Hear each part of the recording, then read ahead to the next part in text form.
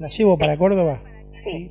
Bueno, Joaquín apareció asesinado, apareció muerto y el que confesó fue su amiguito de toda la vida de 13 años. Ujú. En el caso de que esto sea así, porque digo, también hay que investigar si finalmente fue este chico o no fue este chico, si hay alguien más, si este chico lo amenazaron, bueno, toda una serie de cuestiones, pero en el caso de que sea este chico, es un menor no punible, ¿no?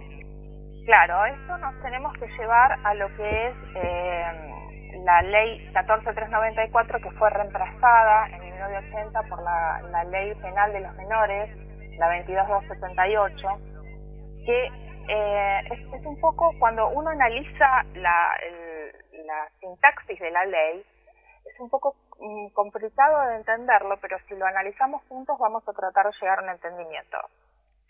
El artículo primero de esta ley te dice lo siguiente: no es punible quien no haya cumplido 16 años y no es punible quien no haya cumplido los 18 años. ¿Sí? Para todo lo que tenga que ver con delitos de acción privada y los delitos que tengan una expectativa de pena mayor de 2 años. Entonces, ¿qué te quiere decir? Que no es punible quien esté en este universo de que no haya cumplido los 16 y que no haya cumplido los 18. Entonces, no es punible quien tenga 15 años, 12 meses y las horas, todavía no los cumplió. Claro. No es punible. Y tampoco es punible este universo que lleva hasta los 18 años, de los 17 años, 12 meses y sus horas, ¿sí? Tenés ahí un universo de gente para lo cual se genera el régimen penal juvenil. Y es algo que es bastante discutido, si se baja o no se baja esa edad de inimputabilidad. ¿Usted está de acuerdo con bajarlo, doctora? Yo estoy de acuerdo que no exista directamente. ¿Por qué? En lo civil, en lo cual también tendríamos que traer muchas cosas que son buenas, cuando un menor de edad realiza un acto que genera una retribución económica para un tercero, o sea, una persona que genera un daño, ¿sí? Económicamente, patrimonialmente retribuible. Eso se traslada automáticamente a sus padres, que son quienes deben responder por el daño ocasionado al tercero. Entonces, me parece, porque acá aplica también lo que es quienes utilizan a los menores para realizar actos, para realizar ilícitos, a quienes se les aplica si los agarran, ¿sí? 1/3 de la mínima y 1/3 de la máxima del artículo 41 ter. Pero volviendo a esto, me parece que debería no existir la inimputabilidad. ¿Por qué? Porque eso genera, en este caso en particular, ¿sí? Supongamos que, porque ante todo, una confesión no te determina la materialidad ilícita de nada, es solamente un indicio más, porque después hay que ver si fue bien indagado, si fue indagado dentro de los términos de la ley, si estaban sus padres presentes, una serie de cuestiones. Supongamos que sí. Listo, eso abre la puerta a la investigación, y esta investigación genera que obviamente, al ser un menor inimputable por su condición, de acuerdo a la ley que mencionamos, el juez es el que tiene que determinar que sea, ante todo, imputado por este delito. Y se inicia una investigación, para lo cual se tiene que resguardar a la persona en un lugar donde precisamente ni se profugue ni entorpezca la investigación, y hay que ver si los padres están en condiciones de generar las medidas para que esta persona no lleve adelante estos actos. Entonces, en el mientras tanto, se lo pone a resguardo en un lugar adecuado y se analiza cuál es el entorno familiar, ¿sí? Se empiezan a generar los informes ambientales, el estudio de personalidad, todo eso te va a dar un análisis de la persona. Y bueno, lo que es también muy difícil de probar es el estado mental de comprensión de la criminalidad de los actos. Y vos decís, bueno, pero es al momento de realizarse el hecho, y el estudio se hace con posterioridad. Entonces, hay que tener un abanico de posibilidades de decir, bueno, esto, él está en este momento así y el hecho ocurrió hace 15 días. Pero desde su punto de vista, doctora, ¿usted cree que un chico de 13, casi 14 años no es consciente del acto criminal, en este caso de matar a alguien? Lo que sucede es que no se puede hablar en forma general, sino en el caso concreto. Hay que ver cuál era la realidad, por eso es importante que el juez lo ponga a resguardo de responsabilidad penal que esté involucrado en este caso. Tiene que ponerlo a resguardo. En general lo que se hace es alejarlo de su núcleo original, quien puede hacerle cambiar de parecer, se lo pone realmente a resguardo en un espacio adecuado y se hacen los estudios médicos.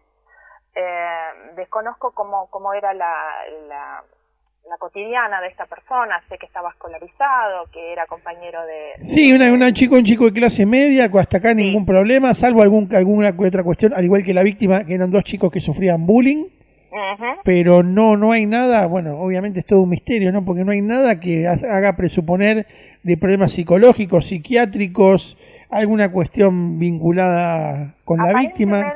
Aparentemente, por lo que pudo trascender, uno de ellos 2 tendría algún vínculo con una amiguita y habría ocasionado una escena de celos en alguno de ellos 2 que generó una discusión.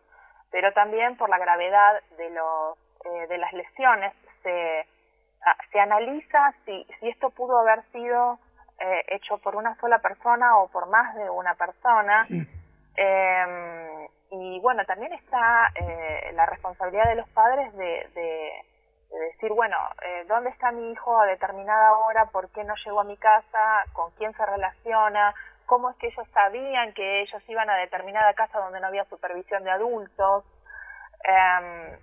Son riesgos, por lo cual yo insisto que la situación de inimputabilidad que ya se determinó en fuero civil, que no existe imputabilidad para los actos ni que realizan las personas no humanas, porque si un animal doméstico de mi casa muerde a alguien, el problema es mío. También sucede con los menores que generan un riesgo, un daño hacia terceros. El problema económico es mío, entonces, ¿cómo puede ser que el valor patrimonial tenga mayor fuerza que el valor vida, que es el que está amparado en este momento, que estamos viendo que como es inimputable, entonces pudo tener un brote psicótico, entre comillas, que hay que analizar si efectivamente es así, y no obstante lo cual podría no ser inimputable también, y no responda a la familia. Esta persona tiene que tener, no dentro de lo que es el régimen de inimputabilidad, que es, me parece, deleznable, y no colabora con la sociedad porque genera rencores, realmente muchos rencores, porque no es el mismo trato el que se generan de menores de, como bien te dije, quienes no hayan cumplido los 16 años y tampoco los 18, tienen otro tipo de beneficios y luego ya pasan a lo que es las penitenciarías. Pero hacia los padres no hay ningún tipo de responsabilidad por el desgano que han tenido en criar a sus hijos.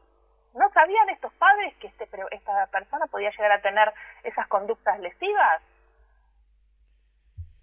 Sí, en principio no. De hecho, perdón que lo diga, pero la madre de este chico, al igual que la mamá de la víctima, estaban internadas porque estaban ambas en estado de shock. Claro. Bueno, yo entiendo, pero saben, yo creo que, en mi opinión... Sí, doctora, yo entiendo que tiene que haberse, digamos, usted lo que plantea es que tiene que haber, se tienen que haber producido señales de algún comportamiento violento. Absolutamente. Qué sé yo, no sé, matar un grillo, herir a un animal, digo, siempre arrancan con lo mismo, ¿no? Los asesinos. Absolutamente, los estados de psicosis se determinan en la temprana edad. Y los padres somos responsables no solamente por traer a nuestros hijos al mundo y brindarles el alimento, el sustento, que es lo mínimo y lo básico, sino por la salud mental de nuestros hijos, no solamente el nivel de estudios que tienen que tener y estar escolarizados y alimentados, sino la salud mental y la responsabilidad afectiva, que luego en la edad adulta se traduce en una serie de acciones gravísimas que las vemos en forma cotidiana, la forma deliberada de actuar, la incapacidad de controlar los impulsos, por decir dos cosas. Entonces, ¿cómo puede ser que una familia no haya detectado este tipo de situaciones de parte del hijo? Y suponete que no las haya detectado porque esto haya sido algo que escondió X, lo que fuera. De todas maneras se tiene que hacer responsable como se hace responsable en el fuero civil.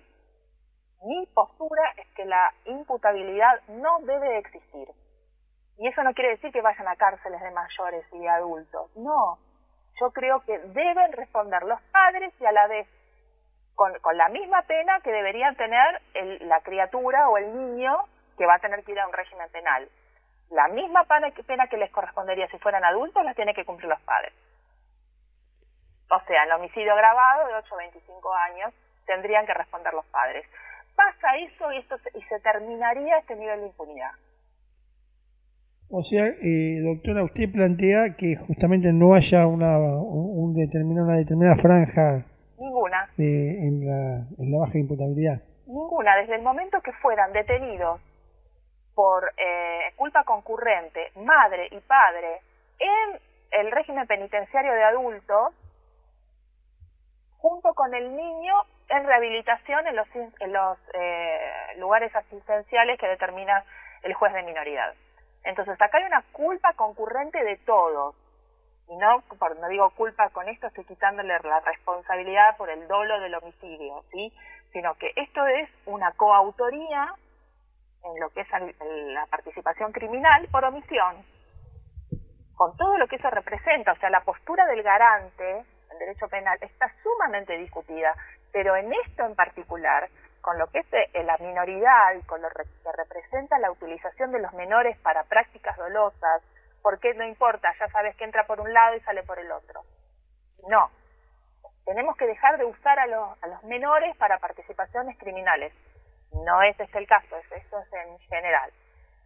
Me parece que sería un cambio muy grande en la sociedad y tendríamos una mirada diferente y no tanto resuelo y tanto rencor. Doctora Silvina Fernández Rosarno de Mansueti, muchísimas gracias como siempre tan amablemente por estos minutos en Tardes Policiales por XLFM Radio. Un gusto, Gastón, gracias, hasta luego, igualmente. Ahí escuchábamos a la doctora Silvina Fernández Rosarno de Mansueti hablando un poco del caso que involucra a Aníbal Lotoki como cirujano, como demandado, y con respecto al caso del menor de 13 años que asesinó a su mejor amigo, a Joaquín, y por el cual está toda la bulalla en Córdoba, conmocionó y todo el país, ¿no? Por cómo se dio el crimen, porque aparentemente no había nada, por cómo fueron a la famosa casa esa denominada El Aguantadero, qué pasó adentro que derivó en el crimen de Joaquín. Bueno, son todas cosas que esperemos que la justicia nos vaya respondiendo con el correr de los días.